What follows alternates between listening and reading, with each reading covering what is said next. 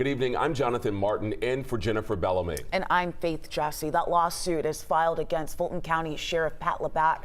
Plaintiffs include Shannon Jackson, also known as Shannon Stillwell, a defendant in that recent YSL trial. Joe Hinkie spoke with the attorneys behind that suit today. He's joining us in studio. So, Joe, what exactly are they asking the judge to do here?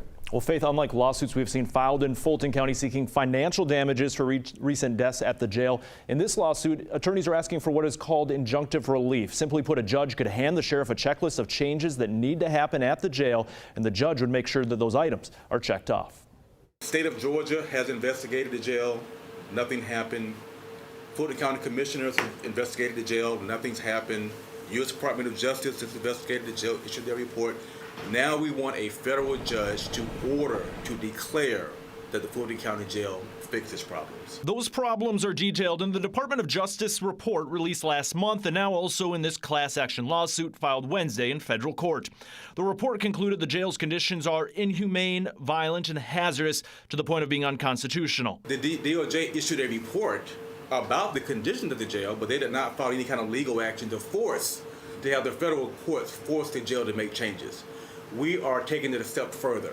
Attorney Michael Harper says the conditions listed in the lawsuit include a prevalence of shanks made out of parts of the crumbling building, non-working locks, and unsanitary bug-ridden conditions that Harper claims led to plaintiff and Kenjan Hambrick being covered in sores and scars we had to blur to show on TV. It is causing these kind of horrific physical scars on people who are innocent until proven guilty. Another plaintiff in this lawsuit is Shannon Jackson, known as Shannon Stillwell, a defendant in the recent YSL RICO case.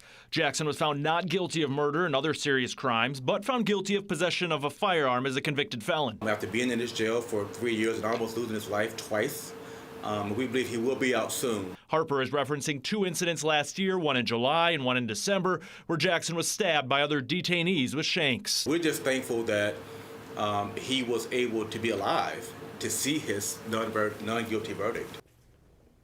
And traditionally, the sheriff's office does not comment on pending litigation. We did, though, ask for an interview or statement on this lawsuit, and a sheriff's office spokeswoman tells me the office has not yet been served with this specific lawsuit. The sheriff for years has said the jail needs to be replaced, putting him at odds with county commissioners who want to renovate the current building. Faith?